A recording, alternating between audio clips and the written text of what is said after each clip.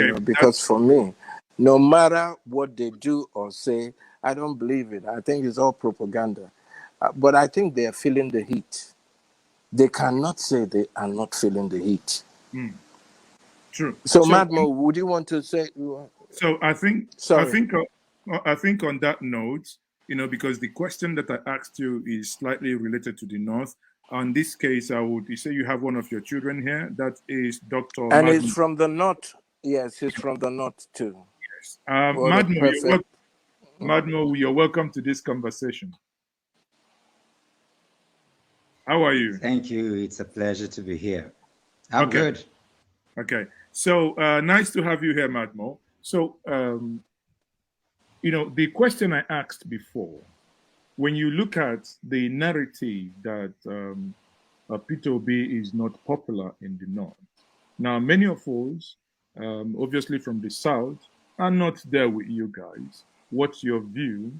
Is that true? And what do you think are his chances of winning that election in the North as well?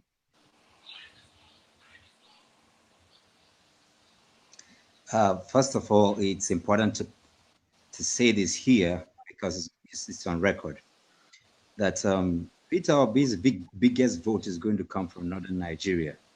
And I'm going to give you clear statistics so you can understand. The disenchantment, the deprivation, the pulverization, and the suppression of Nigerians generally, if it is, let's say 50%, in northern Nigeria is 95%. This is why you see the heightened brigandage, the looting, terrorism, the banditry, and all of things happening. It's all warehoused in northern Nigeria. All billions and billions of naira from the NNPC to the coffers of the Accountant General are all from the North. At the same time, the North happens to be the poverty capital, one of the poverty capitals of the world. That's where you have almost 15 to 20 million out-of-school children. So you can see that clearly. But I'm going to give you even more statistics to back that up. You see, two presidential candidates came out to say, one said that Northerners are not on social media. The other said that Northerners will only vote for Northerners. So they drive this parochial mindset. This is how they rig elections, and this is how they continue to perpetuate this rhetoric perspective that has taken us nowhere. They do that deliberately. And if we have over 500 languages, let's keep it at the major languages, which is over 250 languages. You can't give 50 languages to Southern Nigeria. But how come anytime you think about Northern Nigeria, you think about either the Hausas or the Fulanis? Where are the over 200 languages? They are all in Northern Nigeria. So you see, this is how we unbundle the lies of the yesteryears that these politicians and oligarchy have continued to parade, to keep us in darkness, and the naivety and the ignorance of people, because on the majority, Nigerians are not really educated in the context of reading and researching and understanding the dynamics of our geography and our cultural and spiritual values. So they banter and they continue to put forth those narratives that are completely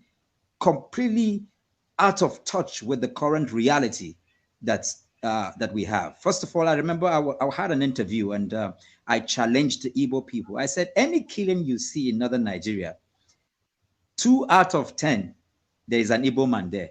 There's a Yoruba man there. That's how mixed up we have become. Aside from the fact that 40% of northern Nigeria are Christians. And this is not to drive in any bigotry argument or narrative, but to tell you how big it is. I've been on ground from Maiduguri to Kano to Sokoto. I was born in Kaduna. I served in Kano. And in the last 6 weeks, I've been to Jalingo, to Taraba, and all those places. The narrative they are driving comes from just probably less than 1% of people. But because of the culture set of northern Nigeria, where whether you're a Christian or you're a Muslim, by the way, the Christians dress almost like, because it's a cultural value, and they are not as loud as our brothers down south. So because they do not engage with people these leaders continue to take advantage of the cultural values that they have. You know why, as a Christian, if you want to be killed in northern Nigeria, once the Bible says that when they slap you on one cheek, you should turn the other cheek. In northern Nigeria, they subscribe to the Bible wholeheartedly, in the same way the Muslims subscribe to the Quran wholeheartedly. You couldn't try that to an Igbo Muslim or a Christian Muslim or a Christian Southerner. You can't try that. So I'm saying this in context so you can appreciate the cultural value of northern Nigeria, which the leaders have continued forever to take advantage of. However, that is changing. But just to keep it here, what I've done has completely unbundled what they have said as concerning Obi's candidature or candidacy in northern Nigeria. His biggest vote are coming from there, because northern Muslims and Christians are joining hands together like never before in the history of Nigeria. Christians are dying, Muslims are dying. All the tribes that are warehoused in northern Nigeria are dying. So they have completely, they are disenfranchised, they are decimated. And tell you what, they want somebody, because Obi provides solution. When they look at Obi, they don't see an Igbo person. They see a Nigerian that is well beyond the rhetorics of religion, of ethnicity and anything. And they see somebody who is answering their question economically. The Igbos who have businesses in Kano and other places, they are the ones taking care of all those northerners. And so they will stand to ensure that they protect them. The narrative of that bigotry that they are selling does not even exist with the Nigerians of today, who are between the age of 18 and 35. Are you insinuating that there is the point of departure between the ruling elite and the youth and the masses of the North?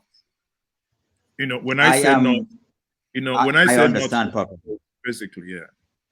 Just a few weeks ago, and because of the context of our discussion, Kwankwaso's caps, you know, the Kwankwasia symbol red cap, was put into fire, and all the youths were chanting and burning it. Even Buhari cannot win election in Katsina as it stands right now. So it's not, this is the reality, you know, that is ongoing. Forget about all the peddlings that you're hearing from all these northern leaders. Northerners, even the Fulani boy in the bush has a phone, and he can access and access this interview we are having. This is the age of technology. Everywhere, the wheelbarrow boys, they all are on phones. This is why it is an aberration, because all the kidnappings that are taking place, guess what? It is through cell phones. They make the calls. People go to the bush to deliver and collect monies. This money goes back into the coffers of our banking system. So the reality is completely, these guys are alienated from the reality on ground. And I'm telling you facts and figures. Okay. So you previously you alluded to the fact, or rather you alluded to the statement made by the former Vice President of the Federal Republic, in the person of Alhaji Atiku Abubakar, when in an interview he alluded to the fact that over 80% are not on the internet or doesn't have internet access.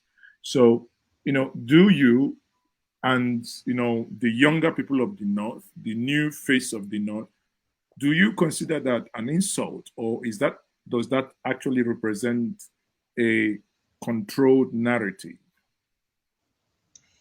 It is both, but even much worse, because how do you explain that?